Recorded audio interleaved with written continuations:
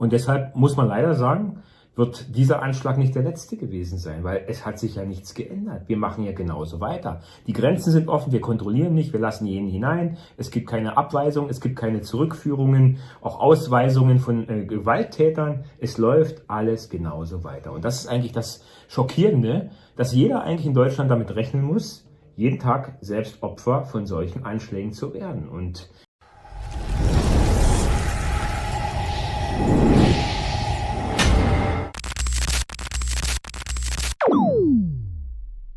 Freunde, das ist ein Gespräch, das ihr nicht verpassen dürft.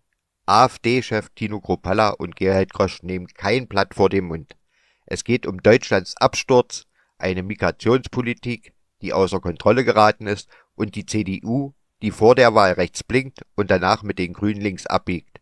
Dazu knallharte Abrechnung mit den Wirtschaftssanktionen, dem Corona-Unrecht und der Frage, wer regiert dieses Land eigentlich?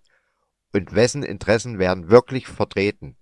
Hier gibt's Klartext, ohne Schönreden. Also bleibt dran, liken, abonnieren und vor allem kommentieren. Was denkt ihr? Auf geht's! Der wohl spannendste Gast, den man derzeit in Europa haben kann, Tino Kruppalla, Co-AfD-Chef und Fraktionsvorsitzender im Bundestag, wenige Tage vor der deutschen Bundestagswahl. Ja, das große Deutschland wählt das politische Personal. Und wer wäre hier geeigneter, über die Bundestagswahl Auskunft zu geben, als der Fraktionsvorsitzende der AfD im Bundestag, Tino Kruppalla. Herzlichen Dank, dass du hier nach Wien gekommen bist.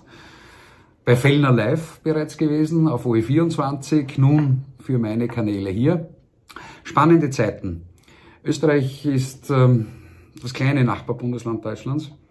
Wir sind vor 2 Wochen sehr erschüttert worden und waren mit euch mit erschüttert über den tragischen Tod des 2-jährigen Janis aus Aschaffenburg und des 41-jährigen Helden, der sich im Gegensatz zu den Hunderttausenden von Demonstranten zwischen den Täter und das Opfer gestellt hat und sein Leben lassen musste. Was läuft in Deutschland im Jahr 2025 falsch? ja, es läuft natürlich eine Menge falsch, und wenn man sich einfach diese schrecklichen Bilder auch angeschaut hat und auch die Tat noch dazu auf einen Angriff auf eine Kindergartengruppe, das kann man sich einfach auch nicht vorstellen, was da auch jetzt in der Familie, in Mutter und Vater vorgehen mag, wenn man sein Kind früh im Kindergarten abgibt und im Prinzip nicht wiederbekommt. Und was erleben wir in Deutschland? Du hast es richtigerweise gesagt, was läuft falsch? Wir erleben nach solchen schrecklichen Taten, im Übrigen ja nicht bloß in Aschaffenburg, wir hatten vorher Mannheim, wir hatten Magdeburg, eigentlich fast täglich in Deutschland solche Übergriffe, viele Tote. Es gibt danach offene Bekundungen der Trauer, die normalen Phrasen der Politiker, du hast das ja auch schon häufiger immer wieder in deinen Beiträgen angebracht, und natürlich Lichterketten gegen rechts. Das ist die erste Reaktion der linken Bevölkerung, die dann meint, jetzt muss man natürlich denjenigen, die immer davor gewarnt haben, dass solche Zustände mit dieser Migrationspolitik einhergehen, bekämpfen. Und das ist eigentlich dieser Widerspruch, wo man sich wirklich fragen muss, ist dieses Land eigentlich irre geworden? Was ist in diesem Land eigentlich falsch? Ja, aus Schaden wird man klug, sagt man bei uns in Österreich. Wenn man sich die letzten 1,5 Jahre in Deutschland ansieht, dann hat der Wahnsinn wahrscheinlich schon viel früher begonnen, 2015, Angela Merkel, wir schaffen das. Aber dann hat sich das Antlitz Deutschlands binnen weniger Jahre in Wahrheit für uns auch in Österreich gänzlich verändert. Vor 10 Jahren war Deutschland auf den österreichischen Titelseiten als die G7-Industrienation, an der sich ganz Europa orientieren muss, das Vorbild für den wirtschaftlichen Part des Kontinents Europa. Heute lesen wir Solingen, Mannheim, Ruwen, wir lesen Aschaffenburg, wir lesen Magdeburg, wir erinnern uns an den Breitscheidplatz. Ich selbst bin mit dem Vater von Anne-Marie, die mit Danny, ihrem Freund, im Zug umgekommen ist, in Kontakt und mit vielen anderen Opferfamilien. Aus Schaden wird man klug. Warum schafft es Deutschland nicht, im Gegensatz zu Ungarn, im Gegensatz zu Italien, den Niederlanden oder Schweden und möglicherweise auch im Gegensatz zu Österreich, hier Weizen und Spreu zu trennen, endlich für Recht und Ordnung zu schaffen? Ja, man hätte gehofft, dass man aus Schaden klug wird. Und die Frage ist ja auch nach den letzten Wochen, auch nach der letzten Bundestagswoche, der Debatte um eine Änderung dieser Migrationspolitik, die ja wirklich von der CDU raubkopierermäßig von uns abgeschrieben wurde, dass sich was ändert. Es gab zumindest einen Antrag, der die Mehrheit nur mit den Stimmen der AfD gefunden hat. Ein Gesetzesentwurf wurde dagegen abgelehnt. Mit den Stimmen der SPD, der Grünen, aber auch mit einigen Stimmen der CDU und mit vielen Stimmen der FDP, die jetzt auch eine Migrationswende zwar möchte, aber nicht mit uns. Und da fragt man sich, wer macht eigentlich Politik in diesem Land? Was ist eigentlich die Aufgabe eines Volkspolitikers, eines Abgeordneten, eigentlich doch die Interessen der Bevölkerung wahrzunehmen und hier endlich für eine Migrationswende zu sorgen? All das ist nicht passiert. Und deshalb muss man leider sagen, wird dieser Anschlag nicht der letzte gewesen sein, weil es hat sich ja nichts geändert. Wir machen ja genauso weiter. Die Grenzen sind offen, wir kontrollieren nicht, wir lassen jeden hinein, es gibt keine Abweisung, es gibt keine Zurückführungen, auch Ausweisungen von Gewalttätern. Es läuft alles genauso weiter. Und das ist eigentlich das Schockierende, dass jeder eigentlich in Deutschland damit rechnen muss, jeden Tag selbst Opfer von solchen Anschlägen zu werden. Und das erschüttert mich. Weil, wie gesagt, die Bürger zahlen Steuern für die innere Sicherheit, für eine sichere Infrastruktur und all das wird nicht mehr gewährleistet. Der Staat versagt. Und das ist eigentlich das Grundübel und damit tut man auch der Demokratie einen schweren Schaden zufügen, weil die Bürger natürlich immer mehr Vertrauen in diese Institutionen verlieren. Ich glaube, das Hauptproblem ist, dass es Scheinkonservatismus gibt, auch in Deutschland. Das heißt, der Standpunkt von SPD und Grünen und Bündnis Sarah Wagenknecht, die Linke, ist ja berechenbar. Das ist ein anderes Gesellschaftsmodell als ein konservatives, ein bürgerliches, ein rechtes Gesellschaftsmodell. Ich sehe das Problem eher anders und möchte dich daher fragen. Die Unionsparteien, CDU, CSU, tragen ein schweres Erbe, nämlich das Erbe Angela Merkels. Nun hört man aus Bayern, Markus Söder möchte Obergrenzen. Friedrich Merz möchte das Migrationspaket der AfD, für das die AfD im Übrigen vom Verfassungsschutz untersucht und perlustriert wird, kopieren. Und beschimpft wird, genau. Und diffamiert und verleumdet wird. Richtig. Brauchen wir nicht darüber reden. Liegt nicht das größte Problem in Deutschland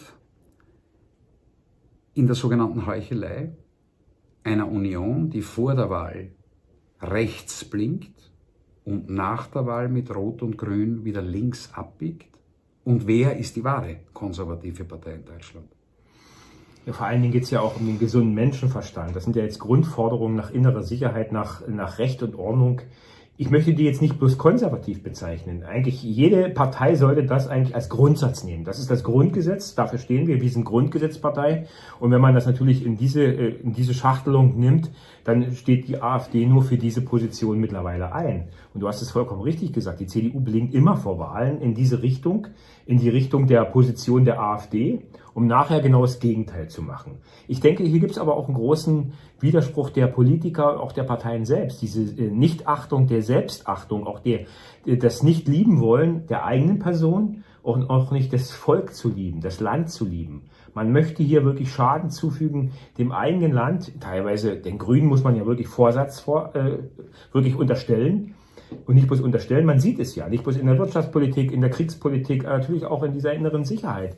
Die Grünen machen Politik gegen das eigene Volk.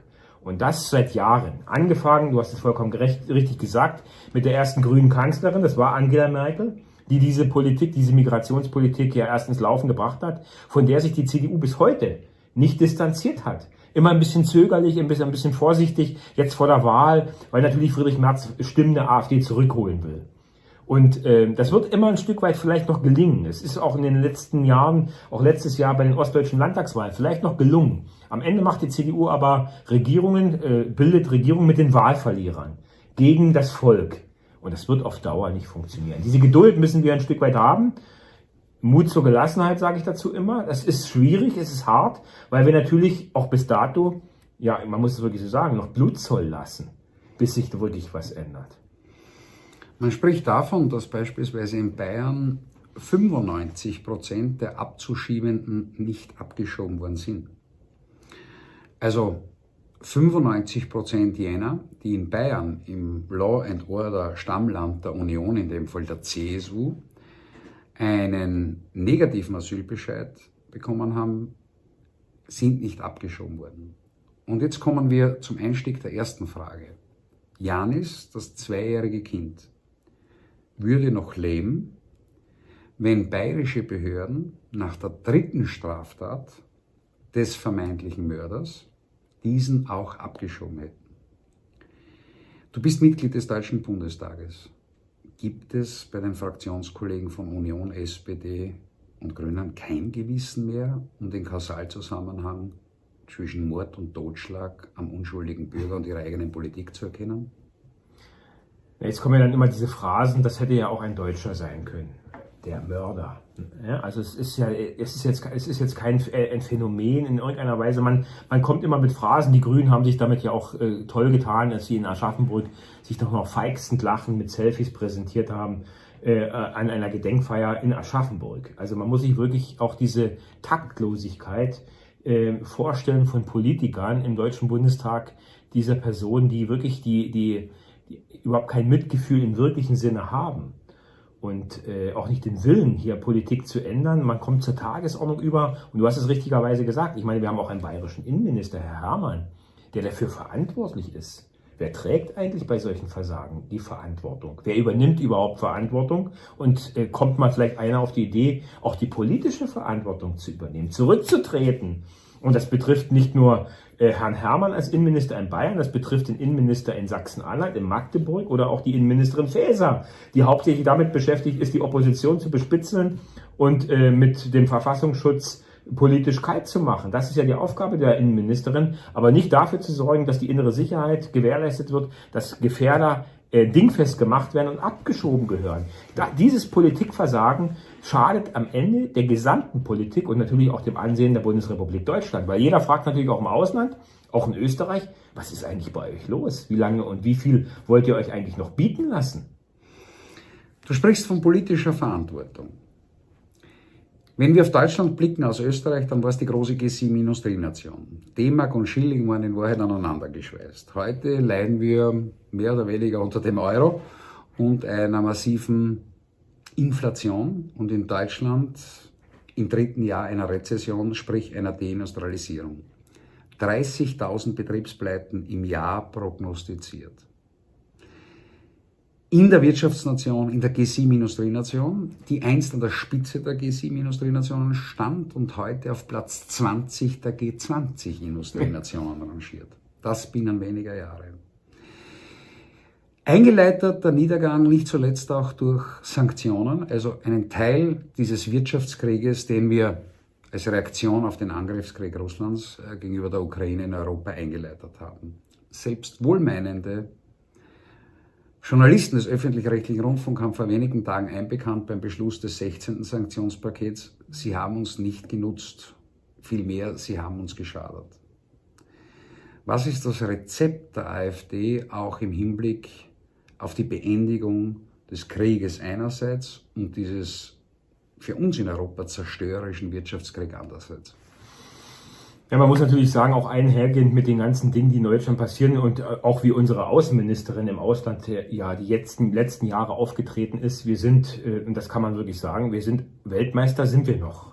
Und zwar Moralweltmeister, aber nicht mehr Exportweltmeister. Du hast es richtigerweise gesagt und auch als wir auch vor 3 Jahren kritisiert haben und auch die Sanktionspakete kritisiert haben gegen Russland, was mit unserer Wirtschaft passiert, da wurden wir als Verschwörungstheoretiker beschimpft. Unisono im Bundestag, kann man alles nachlesen, von den hochhörigen Medien der Regierungen sowieso. Und mittlerweile kann man die Wirtschaftszeitungen jeden Tag aufschlagen, den Wirtschaftsteil und auch die Tageszeitung und liest davon, von Deindustrialisierung. Du hast es gesprochen, in Unternehmenpleiten, Rezessionen, überall, auch Stahlbauunternehmen, die in Deutschland, wenn es so weitergeht, und es wird leider so weitergehen, weil es ja noch keine Rückkehr oder Umkehr gibt, die werden die nächsten 2 Jahre nicht mehr produzieren. Amerika lädt die deutschen Unternehmen ja förmlich ein, mit günstiger Energie, mit günstigen Rahmenbedingungen nach Amerika zu kommen. Und sie gehen. VW wird in diesem Jahr in Deutschland 3 Werke schließen und eröffnet 2 in Amerika. Mehr muss man über Deindustrialisierung nicht wissen, weil natürlich dort die Energiekosten um 1/5 teilweise günstiger sind als in Deutschland, um auch zu produzieren. Um im Übrigen auch Zölle zu umgehen, geht man nach Amerika. Und dieser Wirtschaftskrieg, der im Übrigen von Robert Habeck eingeläutet wurde gegenüber Russland, sich komplett von Russland abzukoppeln. Und man muss ja nur verstehen, Deutschland als zentrales Land Europa, eine Industrienation, die man nicht vergleichen kann, vielleicht mit einem kleinen Land wie Norwegen oder Dänemark. Das war der einzige Wettbewerbsvorteil, war günstige Energie aus Russland. Und Russland war ein auch guter und auch ein verlässlicher Partner, selbst im Kalten Krieg hat Russland an Westdeutschland genauso wie an Ostdeutschland günstig Gas geliefert. Mit der Zerstörung Nord Stream, was im Übrigen ja auch niemand interessiert, wer das eigentlich veranlasst hat, wer dafür verantwortlich ist. Im Bundestag lautes Schweigen der Regierung, auch der Opposition CDU, die sagt, das stünde nicht im deutschen Interesse, das aufzuklären. Und das muss man sich vorstellen. Nord Stream war für uns die Lebensader, wurde zerstört, wahrscheinlich von unseren sogenannten Freunden. Niemand trägt die Verantwortung, niemand bezahlt dafür. Hat man unserer Wirtschaft wirklich so schweren Schaden zugefügt? Jetzt haben wir uns abhängig gemacht von Fracking-Gas aus Amerika für den dreifach-, vierfachen Preis. Herzlichen Glückwunsch. Und Robert Habecks Lobbyisten und Freunde haben davon profitiert. Das ist die aktuelle Wahrheit zu den wirtschaftlichen Situationen, die mit dazu einhergeht. Und natürlich noch gleichzeitig einer Energiewende, wo man noch die letzten 3 funktionierenden Kernkraftwerke abschaltet. Mehr Irrsinn geht nicht. Ja, da hast du vollkommen recht. Aber deswegen freut es mich ja, dass du der Irrenanstalt Europas, nämlich Deutschland, entflohen bist und heute in Wien bist. Das ist einmal der erste Punkt. Genau. Also ruh dich ein wenig aus in normaler Umgebung, ja, bevor du wieder in den Wahlkampf... Bevor ich als Anstaltsleiter wieder zurückgehe. Bevor du als Anstaltsleiter in den Deutschen Bundestag zurückkehren musst. Aber Folgendes. Wenn wir jetzt auf diese wirtschaftliche Situation blicken, und dann sagst du richtigerweise, die Wirtschaftssanktionen, Nord Stream 2 Sprengung, die in Wahrheit Europa, Deutschland die Lebensader nimmt, die Energieader für die Industrie. Die Industrie braucht in Wahrheit sichere Energie, um günstig produzieren zu können. Dann die Bürokratie, die Wirtschaftspolitik eines Kinderbuchautors, der das Insolvenzrecht nicht kennt, was besonders ein Treppenwitz der Geschichte ist, dass der Wirtschaftsminister mit den höchsten Insolvenzen dessen Recht nicht kennt. Aber ein weiterer Punkt waren ja in Wahrheit die Corona-Jahre. Bei uns in Österreich sind sie nach wie vor ein großes Thema. Ja, seit 2020 ist der Schock auch bei uns noch immer tief. Und es gibt kein politisches Gespräch, kein Stammtischgespräch, wo nicht dieses Unrecht, das in den Corona-Jahren passiert ist, thematisiert wird. Corona hat natürlich zu unterbrochenen logistischen Lieferketten geführt, zum ersten Wahnsinn, zur Ausblutung der Haushalte für Wirtschaftsförderungen an Hinz und Kunz, die Amigos in Bayern, die Maskendeals gemacht haben, Impfstoffbeschaffung etc. Die AfD hat sich als einzige Partei, so wie die Freiheitliche Partei in Österreich, gegen die Impfpflicht im Deutschen Bundestag gestellt. Merkst du auch in diesem Wahlkampf, in diesem Bundestagswahlkampf, dass die Corona-Aufarbeitung auch in Form eines Untersuchungsausschusses im Deutschen Bundestag ein Thema ist? Also wir bringen das immer wieder zum Thema, auch natürlich in Veranstaltungen. Ich bin in vielen Veranstaltungen jeden Tag unterwegs in Deutschland, in Ost wie West. Und dieses Thema wird von den Menschen wohlwollend quittiert, dass wir das nicht vergessen, dass wir nicht die Aufarbeitung vergessen. Und es wird ja von den etablierten Parteien in Deutschland, wahrscheinlich in Österreich ähnlich, gern unter den Tisch gekehrt. Lieber nicht darüber reden, lieber einen Schleier über diese ganzen Vorfälle machen. Und ich betone das immer wieder. Deswegen ist es so wichtig, dass diese Aufarbeitung auch stattfindet. Und damit macht man sich ja auch ehrlich. Und ich denke, das gehört auch zu einer verlässlichen und ehrlichen Politik dazu. Und dass man auch Fehler eingesteht. Und dass man im Übrigen nicht entschuldigt, sondern um Verzeihung bittet, wenn man Fehler gemacht hat. Das erwarte ich einfach von Politikern, die auch falsche Entscheidungen getroffen haben. Die Demut, dieses Wort kennt ja in der Politik niemand mehr. Ich denke, das würde auch ein bisschen Vertrauen insgesamt in die Politik zurückführen. Deswegen ist es auch wichtig, dass wir ein starkes Ergebnis im Bundestagswahlkampf erzielen, damit wir vielleicht die 25% der Sitze im Bundestag bekämen, um auch damit selber Untersuchungsausschüsse einzurichten, um das aufzuarbeiten. Denn es muss aufgearbeitet werden, was man unseren Kindern angetan hat. Man hat sie aus der Schule ferngelassen und es muss auch aufgearbeitet werden, was man unseren Alten, unseren Rentnern, unseren Kranken angetan hat, die man teilweise alleine hat sterben lassen. Das sind Verbrechen gewesen, Verbrechen gegen die Menschlichkeit, Grundgesetzverletzungen. Und diese Politiker, die dafür verantwortlich waren, diese Entscheidung getroffen haben. Wir haben eine Gesundheitsministerin in Sachsen gehabt, Frau Köpping. Sie hat sogar in Psychiatrien Plätze freimachen lassen für Corona, für Impfverweigerer, und Quarantäneverweigerer. Das kann man alles nachlesen. Das muss man sich mal vorstellen, was hier eigentlich auch vonstatten ging. Solche Politiker sind wieder in Amt und Würden. Ich denke, sie haben nichts in Amt und Würden zu suchen, nicht in politischer Verantwortung, kein Lauterbach, kein Spahn und keine Ursula von der Leyen, die in Brüssel für Millionen Impfdosen Milliarden an Steuermitteln aus dem Fenster geschmissen hat. Wir befinden uns hier in Wien, haben ähnliche Themen. Industrialisierung, Kriminalität, Asyl, Migration, Energie, Corona. Wir unterscheiden uns aber dennoch. Ich war mit dir vor mehr als einem Jahr in Bayern in einem Auftritt in Ingolstadt, wenn mich nicht alles täuscht. Anfang November, wann war das? September. September, Anfang September, genau. 3. September. wo es diesen Anschlag auf dich gegeben hat. Und wir dann leider nicht mehr dazu gekommen sind, miteinander gemeinsam das Rednerpult zu schwingen und ich dann deinen Part einnehmen musste. Es freut mich, dass ich jetzt bei dir in Schlesien zweimal auftreten werde. Freue ich mich auch, genau. Und wir das nachholen, ja, diesmal mit schusssicherer Weste, damit nichts passiert, aber Spaß beiseite. Und genau jetzt bin ich beim Thema. Natürlich weiß man in Österreich, dass ich sehr oft bei euch zu Gast bin und den Kontakt zu euch pflege, weil ich die AfD sehr schätze. In Österreich bin ich noch nie deswegen als Freund der Nazis oder als Freund der Faschisten kritisiert worden, sondern ganz im Gegenteil. Sehr viele bürgerliche Leute in Österreich, Freiberufler, Notare, Rechtsanwälte, Künstler, Unternehmer, klopfen mir auf die Schulter und sagen, das ist großartig, was die AfD in Deutschland macht. In Deutschland hingegen bin ich konfrontiert mit Antifa-Ausschreitungen, mit Anschlägen, wie er auf dich passiert ist, mit Diffamierung, mit Verfassungsschutzermittlungen und mit einer sogenannten Brandmauer, die sich gegen den Wähler richtet. Wann wird sich diese Deutsche Republik samt der Wählerschaft wieder in der Vernunft einnorden? Ja, du wirst es jetzt bei deinem Besuch nächste Woche und diese Woche in Bad Muskau und in Löber merken, dass gerade nicht nur im Osten, dass mittlerweile uns die Menschen bei Veranstaltungen die Bude einrennen und dass immer mehr, und ich kann das bestätigen, was du sagst, Unternehmer unterstützen, Handwerker unterstützen, also alle die für dieses Land wertschöpfend was leisten, die für uns was leisten, die schuften, die arbeiten. Also diese Trendwende in der Unterstützung sehe ich jeden Tag. Und deswegen nehme ich nicht diese Beleidigungen und Diffamierungen, auch die mediale, die kann ich eigentlich nicht mehr ernst nehmen, weil ich ein Ohr am Volk habe, weil ich beim Volk bin, weil ich weiß, wie sie ticken. Und wir werden sensationelle Ergebnisse gerade in Ostdeutschland einfahren. Da wird die Heide wackeln, ich kann es dir sagen. Und da werden die anderen Politiker sehen, was sie für eine Politik zu verantworten haben. Und das macht mich stolz und das motiviert mich, weiterzumachen, dass wir genau auf dem richtigen Wege sind. Also deswegen auch hier ein Stück weit Gelassenheit, weiter aktiv arbeiten, dafür schuften, es macht Spaß, diese Unterstützung ist da. Und ja, du hast es richtigerweise gesagt, mich hat das vor einem Jahr mächtig umgeschlagen, als ich gemerkt habe, dass es hier auch um persönliche Angriffe gibt, dass man hier für einige wahrscheinlich zu einer Gefahr wird.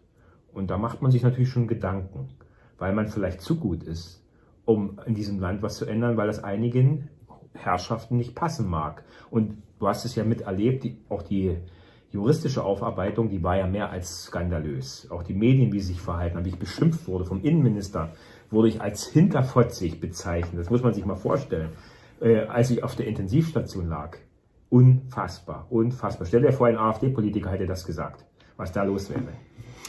Charles Mackay hat einst gesagt, du hast keine Feinde, sagst du. Ach, mein Freund, dein Prahlen ist armselig. Wer sich ins Gefecht der Pflicht verstrickt, das die Tapferen erdulden, muss sich Feinde schaffen.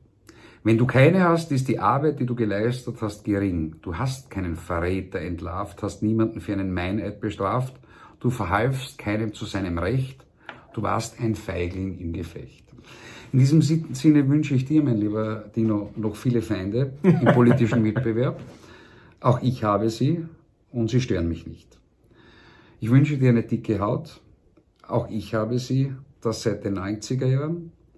Ich habe 3 Interviews bisher in dieser Form geführt mit dem von mir respektierten und verehrten Václav Klaus, ehemaligen Staatspräsident von Tschechien. Unlängst noch im vorigen Herbst mit Mario Kunasek, dem Landeshauptmann, also dem Ministerpräsident der Steiermark. Er wurde Regierungschef im Übrigen. Mit einem Staatschef habe ich bereits das Interview geführt. Heute ist das 3. aus dieser Serie. Ich mache es nicht oft, sondern nur zu ganz besonderen Anlässen, wo ich einen großen Respekt genieße. Den habe ich dir gegenüber, auch der AfD, meine Freundschaft. Ich wünsche dir für die Bundestagswahl von Herzen alles Gute. Wir werden jetzt noch zweimal bei dir in Niederschlesien auftreten. Meine lieben Freunde, das war das heutige Gespräch mit Dino Kruppala aus Wien. Ich danke ihm für seinen Besuch. Er hat einen Medientag in Wien absolviert im Vorfeld der Bundestagswahl. Ich als Österreicher gebe euch keine Wahlempfehlung, aber wenn ich Deutscher wäre, ich hätte und würde die AfD wählen. Alles Gute. Alles Gute, vielen Dank und vielen Dank, Gerald. Danke dir.